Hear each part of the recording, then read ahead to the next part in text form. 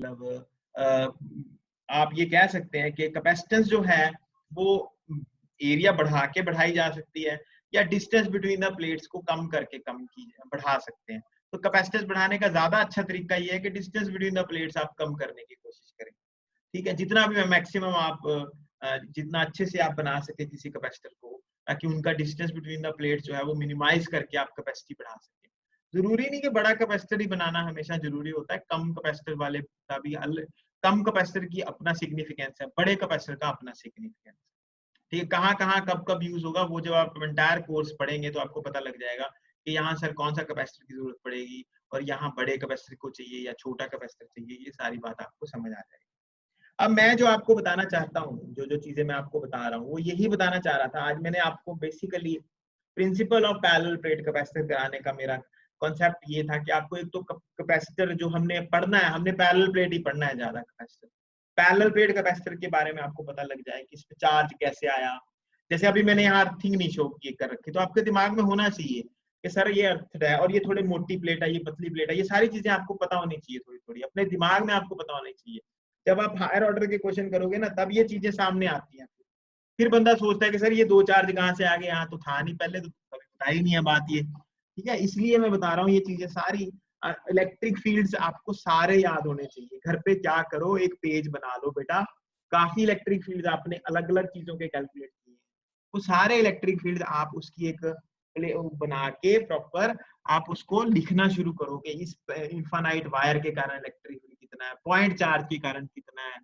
ठीक है, ये मतलब आपको आना चाहिए। अब आपको रिवाइज करना शुरू कर देना चाहिए। देखो सारे वीडियोस तुम्हारे पास हैं, वीडियोस को देखो, दोबारा कुछ समझ नहीं आ रहा, एक मैं और मतलब आज बात कर रहा हूँ, मैं हार्दिक और मैं, हम दोनों मतलब उसको जो प्लेलिस्ट कह रहा था हार्दिक बनाने की, तो प्लेलिस्ट हम बना देंगे, उससे आपको और थोड़ा इजी हो जाएगा, ढूंढने में इजी हो जाएगा कि ठीक है। वैसे तो मैंने डेट वाइज डाले हुए हैं सारे, पर फिर भी कई बार मुश्किल आती है ढूंढने में, तो वो भी आपको प्रॉब्लम नहीं आएगी, वो भी हम कर देंगे।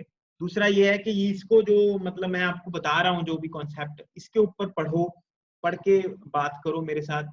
ठीक है, और जो आपका टेस्ट था वो कल, हम जब आप आओगे कल सबसे पहले आपका टेस्ट डिस्कस करूंगा मैं।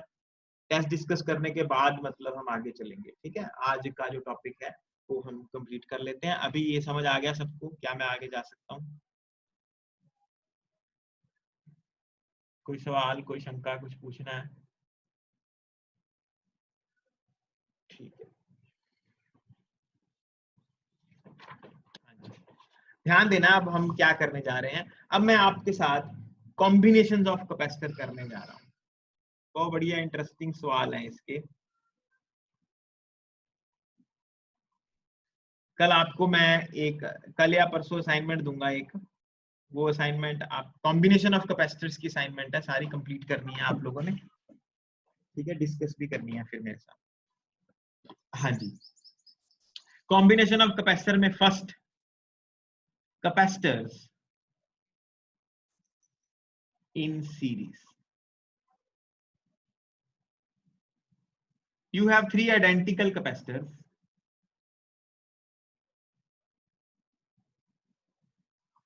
They are in series with respect to this voltage.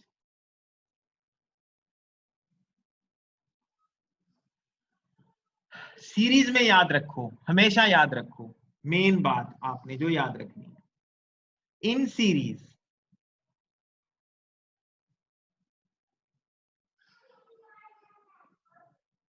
RIES,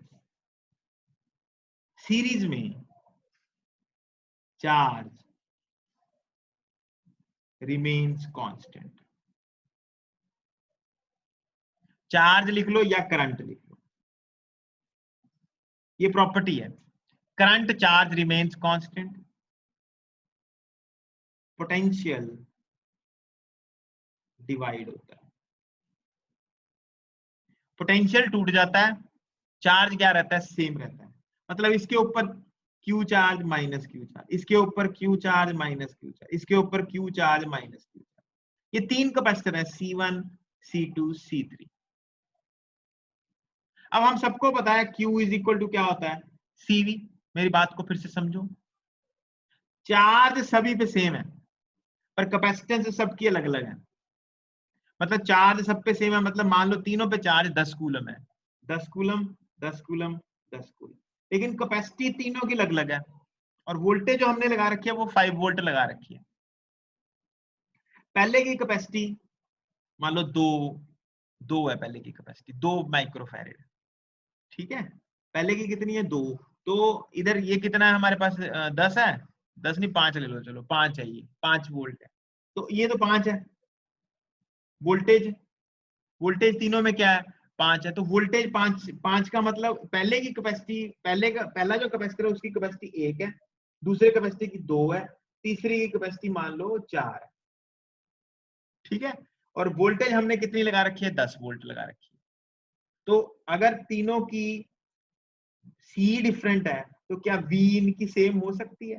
पहले की वी कितनी होनी पड़ी, पहले पे वोल्टेज आएगी 10, दूसरे पे कितनी आएगी, दूसरे पे आएगी 5, तीसरे पे वोल्टेज कितनी आएगी, तीसरे पे वोल्टेज आएगी हमारे पास 10 बनाने के लिए कितना बनाएंगे तो 10 किससे मल्टीप्लाई करें इसको, 4 को, 4 ये 12, 12 बटा मतलब इसको डिवाइड करके 10 बनाओ, हाँ 2.5 के करीब आ गया, 2.5 से मल्टीप्लाई करोगे तो 10 आ जाएगा। कहने का मतलब ये है कि वोल्टेज डिफरेंट आ गई ना, देखो कहने का मतलब मैं ये बता रहा हूँ कि पहले पे वोल्टेज आएगी V1, दूसरे पे वोल्टेज आएगी V2, तीसरे पे वोल्टेज आएगी V3, वोल्टेज डिवाइड हुई है 3 हिस्सों, क्योंकि कैपेसिटेंस तीनों की क्या थी अलग अलग, यानी सीरीज में चार्ज या करंट क्या रहता है सेम रहता है और पोटेंशियल क्या हो जाता है डिवाइड हो जाता है, और टोटल वोल्टेज जो है वो V है हमारे पास, यानी total voltage V has been divided into 3 parts, V1, V2, V3। Total voltage जो है वो 3 हिस्सों में डिवाइड होगी। इसने वर्क करना था इस सेल ने, पहले पे वर्क किया W1, दूसरे पे वर्क किया W2, तीसरे पे वर्क किया W3। ये जो V1, V2, V3 है ये पोटेंशियल डिफरेंसेस हैं। क्या है ये? Potential differences. 10th में आपने पढ़ा हुआ है, सीरीज रेजिस्टेंस इन सीरीज में भी आपने पढ़ा है। ये क्या है? कैपेसिटर इन सीरीज है। वहां पे भी डिवाइड हुई थी वोल्टेज 3 हिस्सों में। ठीक है बेटा, समझ रहे हो मेरी बात? तो ये है टोटल वोल्टेज। टोटल वोल्टेज को हम Q is equal to CV का फॉर्मूला सबको पता है, तो total voltage will be total charge over total capacitance. अब मैं मान लेता हूं कि टोटल कैपेसिटेंस इसकी तीनों की नेट कैपेसिटेंस CS है, तो यहां मैं इसकी वैल्यू लिखूंगा Q ओवर CS। ठीक है, अब V1 की वैल्यू निकालनी है। V1 की वैल्यू यहां से इस अगर मैं इसको लूं, इसमें फॉर्मूला बनेगा Q is equal to C1V1।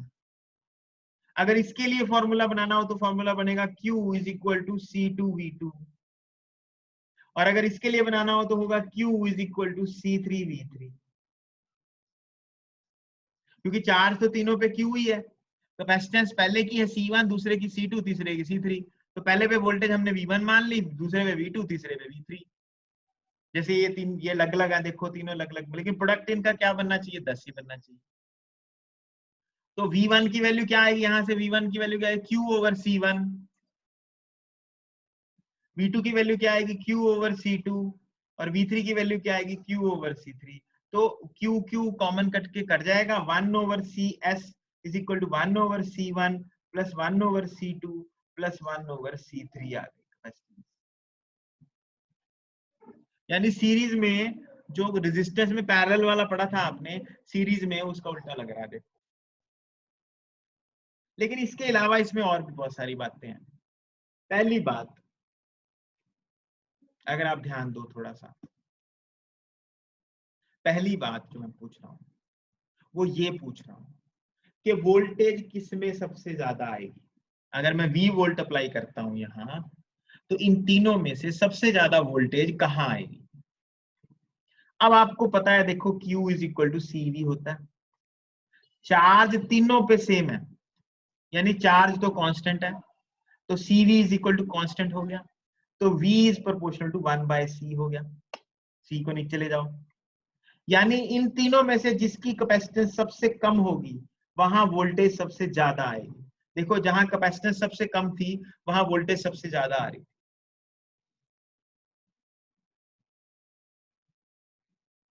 पहला क्वेश्चन ये उठेगा तुमसे, मैं पूछूंगा आगे भी, कि ये तीन भाई सीरीज में लगे हैं, तीन कैपेसिटर सीरीज में लगे हैं, किस पे सबसे ज्यादा वोल्टेज आएगी?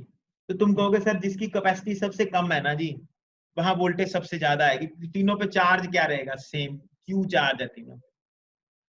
अब किसकी कैपेसिटी? सी, नीचे ले जाओ, Q over C is V, तो V is proportional to 1/c। The lowest the capacity, the highest the voltage. पहली बात तो ये पता होनी चाहिए आपको, जो इसमें मेन बात है। ठीक है, यानी ये जो मैंने आपको अलग से बातें बताई हैं ये वाली, कि इन सीरीज चार्ज और current remain same, potential divides, किस पे पोटेंशियल डिफरेंस सबसे ज्यादा आएगा? वहां पोटेंशियल डिफरेंस सबसे ज्यादा आएगा बेटा जहां जिसकी कैपेसिटी क्या होगी? सबसे कम होगी।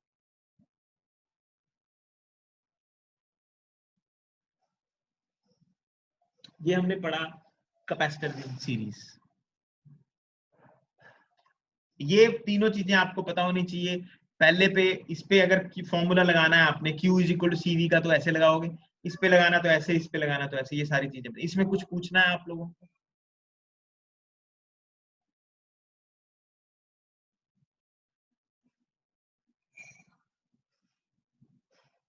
अब हम चलते हैं कैपेसिटर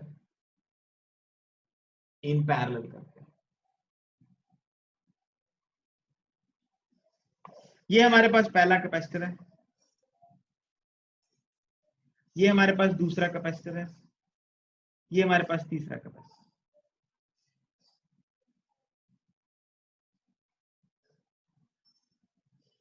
और ये हमने V वोल्टेज के साथ अप्लाई किया।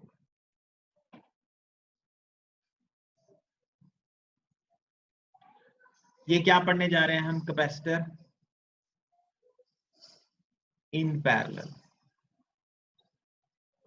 ये पहले की कैपेसिटी है C1, दूसरे की कैपेसिटी C2, तीसरे की कैपेसिटी C3, और V वोल्टेज आपने अप्लाई की।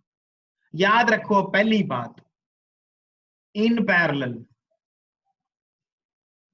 Potential remains same. Potential same रहता है बेटा, चार्ज डिवाइड। इधर से आ रहा है Q चार्ज,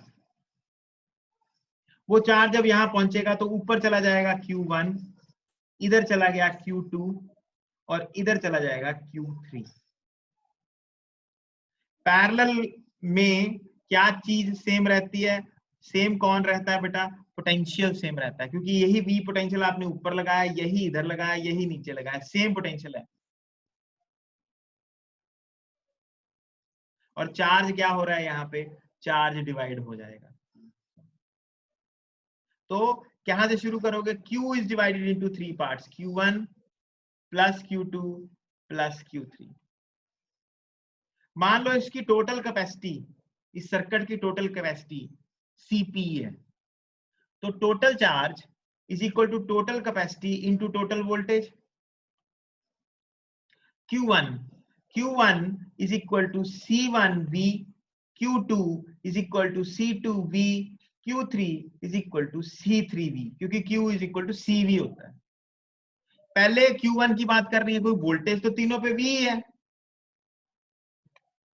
तीनों कैपेसिटर पे वोल्टेज कितनी है? V है, इस पे भी और इस पे भी और इस पे, क्योंकि पैरेलल में वोल्टेज तीनों कैपेसिटर पे क्या रहेगी? सेम रहेगी। तो ये चार्ज Q CPV, ये चार्ज C2 C1V, इसकी वैल्यू C2V, इसकी वैल्यू C3V, V कॉमन निकाल के काट दो, Cp is equal to C1 plus C2 plus C3।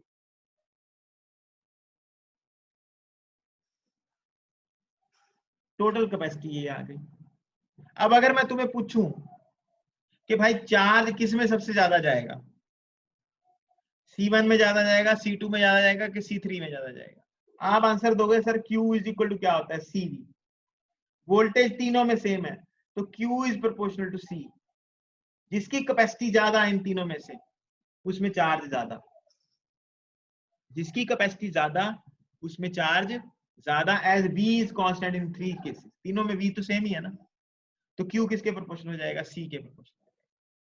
The more the capacity of any capacitor, the more charge it will take. एक बात और बतानी है तुम्हें छोटी सी, तो ये पढ़ा तुमने पैरेलल में। पैरेलल में जो ये तुमने CS निकाला है ना, CS कैपेसिटी, नेट कैपेसिटेंस निकाल लिया, जो सॉरी सीरीज में जो नेट कैपेसिटी निकाली है, सीरीज में जो नेट कैपेसिटी निकाली है, ये लोएस्ट होती है, स्मॉलेस्ट, लोएस्ट या स्मॉलेस्ट ऑफ द, तीनों में से जो सबसे छोटी है ना, उससे भी छोटी होती है ये जो नेट कैपेसिटी।